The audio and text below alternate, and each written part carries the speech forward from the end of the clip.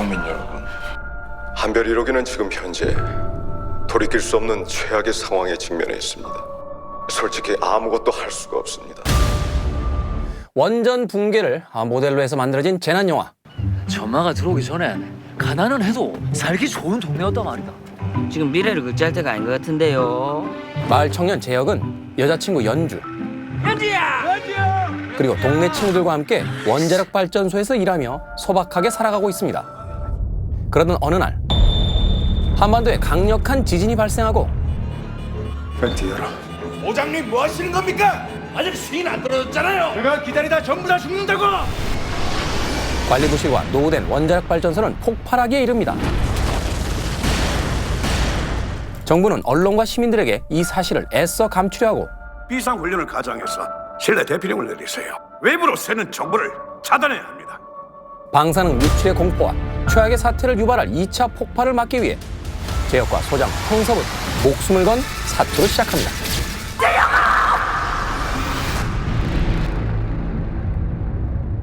이 영화는 이제 큰 범주로 나눈다면 이제 재난 영화다. 그 일정한 어떤 장르 영화로서의 그 특징 같은 것들이 있잖아요. 공식이죠. 그렇죠. 무능력한 어떤 정보. 경락 건물이 버틸 수 있는 한계가 있는데 지금 그 이상입니다. 이대로 방치하면 폭발하게 됩니다. 이런 상황을 대비한 대피 계획이 있을 거 아닙니까? 그런 건 없습니다. 현실적으로 계획 수립 자체가 불가능해서. 그리고 거기에 뛰어든 일반적인 말하면 평범한 사람들, 또 그 안에서 어떤 영성이 생기게 되고 오빠 내가지 마라. 지금 죽는다. 어떡하라 이거 싫어요. 희생과 또 가족의 이런 것도 이제 펼쳐지게 되는데 그래도 없던 이야기가 아니라 아주 우리 가까이에 있을 수밖에 없는 현실에 대한 접근이기 때문에 저는 좀 더 높이 샀던 부분이 있었고요. 원전 영화는 처음이었잖아요. 그렇죠. 그러니까 익숙한 재난 영화였음에도 불구하고 그 소재가 갖고 있는 어떤 참신성이 분명히 있긴 있었던 것 같은데. 영주야, 야야, 대혁이는 어떻게 됐노? 걱정 마이소. 오빠는 개하나예. 대규모의 사람들이 막 역전으로 막 밀려가서 보여지는 장면이라든지 혹은 뭐 거리에서 펼쳐지는 여러 가지 장면 같은 경우는 아이고 저걸 그렇지. 아 하시면서 그래.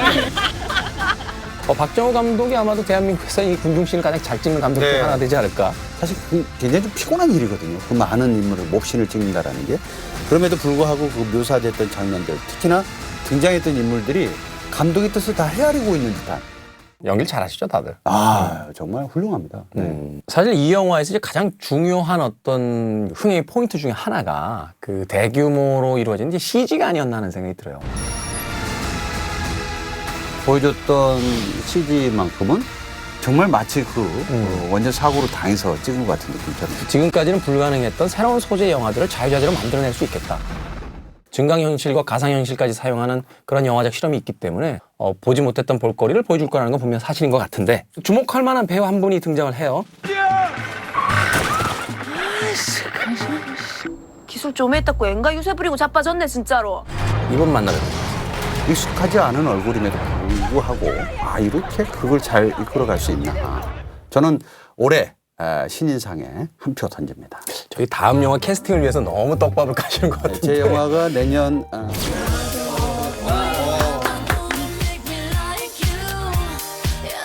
되게 좀 차분한 느낌 같은데 실제 영화에서는 왈가닥 스타일로 나오잖아요. 옷차림이 뭐라고 할까? 뭐 지퍼가 다 안 올라가 있다거나. 원전에서 준 흰 점퍼도 반만 걸칩니다. 이렇게. 왜냐하면 제가 가지고 있는 부분이 좀 여성적인 부분이 있기 때문에 네. 감독님이 그 부분이 조금 마음에 안 드셨던 것 같아요. 뭐 안에 보정물을 넣어가지고 덩치를 더 크게 보이게 한다던가 머리를 더 헝클린다던가 영화 안에서 입었던 가죽 점퍼가 실제 감독님 점퍼세요. 감독님이 자기 점퍼까지 입혔단 말이에요.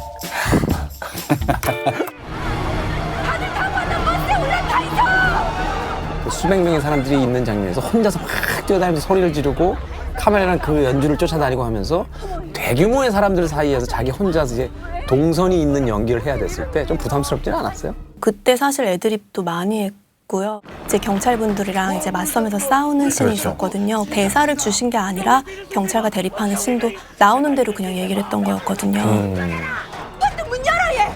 방사능이 몰려온다고 얘. 그 장면을 봤을 땐 이 영화에서 주연은 완벽하게 김주현 씨였어요. 그 체육관의 안과 밖을 연결하면서 어떤 상황을 해결하려고 하는 역할이었기 때문에 굉장히 인상적으로 봤었는데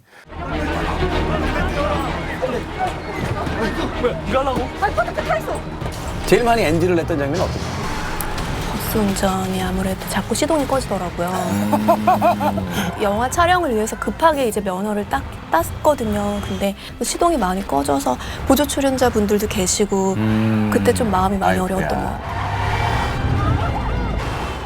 저는 그 장면은 사실 예전에 스피드라는 영화에 나도 산드라 블록 씬이 생각이 나서 편집의 커트도 보면 되게 어떻게 힘있게 찍기 위해서 이제 엑셀레이터를 밟고 기아를 꺾는 장면 팍팍 빠른 리듬으로 이렇게 탁탁 붙여놓으셨더라고요. 그래서 그 장면을 분명히 연기할 때도 이야기하셨을 것 같아요. 어떤 단호하게.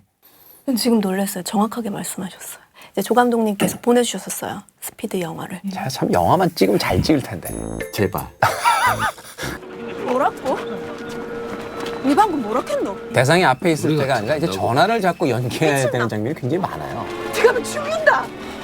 네 살리고 엄마, 형수, 민재 다 살리라고 가는 기다. 오빠 없이 사는 게 뭔 의미가 있노? 안 된다. 못 간다. 가지 마라. 그러지 말고. 저는 정말 눈물이 주룩주룩 나가지고. 연주야.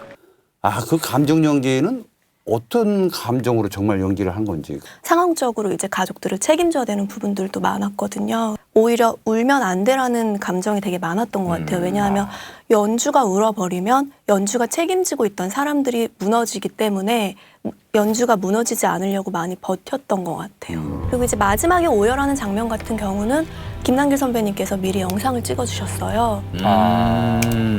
그래서 저희는 그 영상을 보고 사실 연기를 했거든요. 그래. 그 네. 느낌 오더라고. 진짜로. 저건 저렇게 그냥 할 수가 없다라는 생각이 들었었어. 정말 해보고 싶은 연기. 블랙스완이요. 뭐 레드 스완 이런 거 만들어가지고 또 그러지 마세요, 감독님. 네? 수완 들어가면 되는 거죠? 안 돼요.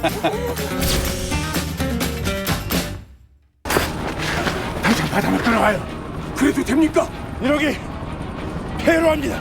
무슨 말도 안 되는 소리예요. 누가 그딴 소리를 합니까? 해수 투입막 놈은 전부 깜빡에 쳐넣으라고 대통령이 직접 명령 내리셨어. 영화에 대한 한 줄 평에 만나봅니다. 위기 상황이 닥친 국가에게 드리는 155억짜리 재난 메뉴. 소재의 새로움과 CG의 완성도를 따라가지 못한 아쉬운 드라마. 김지현 씨도 나왔었는데